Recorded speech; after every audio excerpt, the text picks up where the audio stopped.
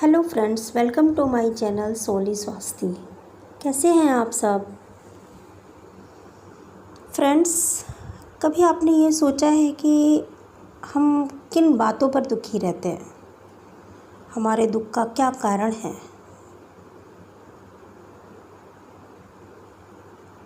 या मुझे ये रिश्ता अच्छा नहीं मिला, मुझे नौकरी नहीं अच्छी मिली, या मेरा बेटा नालायक है, मेरी सास तो मुझे बहुत तंग करती है, या देखो पड़ोसी की बहू कितनी अच्छी है और मेरी बहू तो मुझे बात बात पे जवाब देती है। पड़ोसी या रिश्तेदार के घर में ये खुशी है, आज उसके यहाँ नई गाड़ी आ गई, या आज उसने मकान ले लिया, या उसका बच्चा कितने अच्छे मार्क्स लेके पास हुआ, उसके पति ने उसको ये जेवर दिलाया। हाय, मेरी किस्मत में तो ये सब है ही नहीं। ये सब किस तरीके की अकारण चीज़ों के लिए हम चिंता करते हैं और हम उनको दुख का कारण मान लेते हैं जो एक्चुअली में है ही नहीं। ऐसा क्यों होता है? क्योंकि हम अपने ही दुख की तरफ मुंह करके खड़े हैं। हमारा नज़रिया केवल उतना ही हो गया है कि हम अपने ही दुख की तरफ देखते रहते हैं, क्योंकि जिसको हम सुखी देख रहे हैं कहीं ना कहीं वो भी दुखी है, ये मेरे मन में आता ही नहीं है। जो भी हमको यहाँ मिल रहा है या जो मिल रहा है, ये सब का कारण हम दूसरों को ही बताते रहते हैं, दूसरों को ही कोसते रहते हैं, दूसरे रिश्तों को कर्ज करते रहते हैं।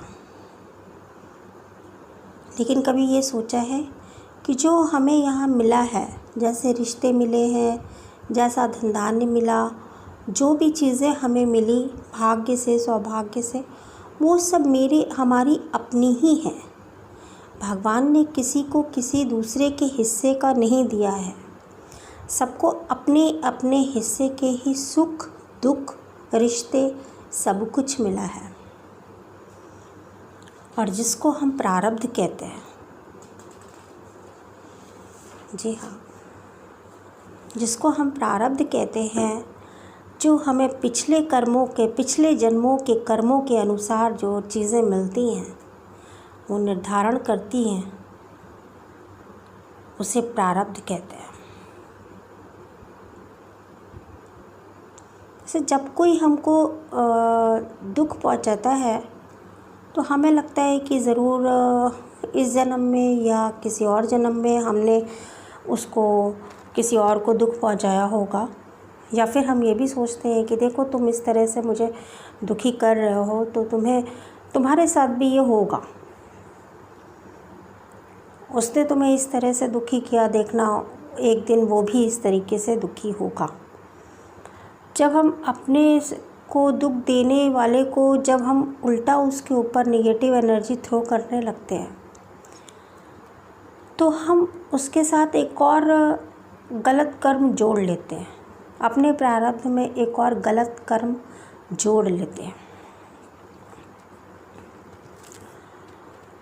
और जब एक गलत कर्म जुड़ जाता है तो हो सकता है कि उस गलत कर्म को ही चुकता करने के लिए हमें दोबारा से यही जन्म मिले और यही रिश्ते मिले और हमें दोबारा से फिर उसी तरह से आना पड़े।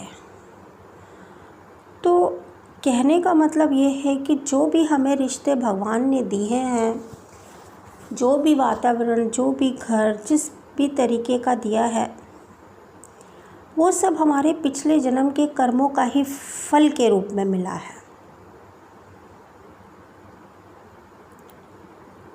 उसको सहस्त्र स्वीकार करके, उसको पूरी तरीके से एक्सेप्ट करके, चाहे वो आपके लिए अच्छा है चाहे नहीं, चाहे हम दुखी हैं चाहे उससे खुश हैं, लेकिन उसको पूरी तरीके से एक्सेप्ट करके, पूरी तरीके से उन रिश्तों का कर्तव्य और अधिकार जब हम निभाने लगते हैं, निस्वार्थ होकर, उसकी फल की इच्छा करते ना करते हुए, तो कर्म बहुत जल्दी कटने लगते हैं। हमारे बुरे कर्म उसी जन्म में जल्दी से कटने लगते हैं। और जब हमारे बुरे कर्म कटने की प्रक्रिया शुरू हो जाती है, वो प्रोसेस शुरू हो जाता है कि हम सारे कार्मिक अपने जितने डेब्ट्स होते हैं उनको क्लियर करने लगते हैं, तो हमारा वही जन्म ही सुधरने लगता है। और जब सुधरने लगता है तो ईश्वर हमसे संपर्क करता है, कांटेक्ट बनाता है, और तभी हमें आनंद की अनुभूति होने लगती है।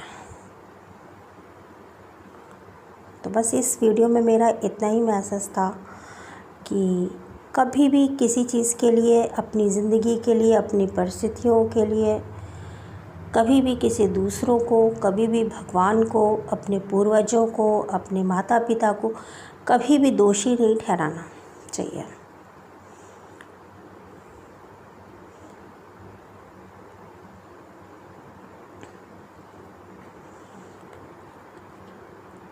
क्योंकि अगर हम दोषी ठहराएंगे, उनको डेली कर्ज करेंगे, उनको डेली कोसेंगे, तो हम अपना ये जन्म भी बिगाड़ लेंगे और अगला जन्म भी बिगाड़ लेंगे। जो दुख हम भी हमको इस जन्म में मिल रहे हैं, वो फिर हम उसी चीज़ों में रिपीट हो जाएंगे। उसी चीज़ों में हमें वो सारी चीज़ें हमारी लाइफ में, नेक्स्ट लाइफ में रिपीट होंगी। तो बेहतर ये है कि हम उसको इसी जन्म में क्लियर करें, अपने कार्मिक डेब्ट्स को सबको क्लियर करें।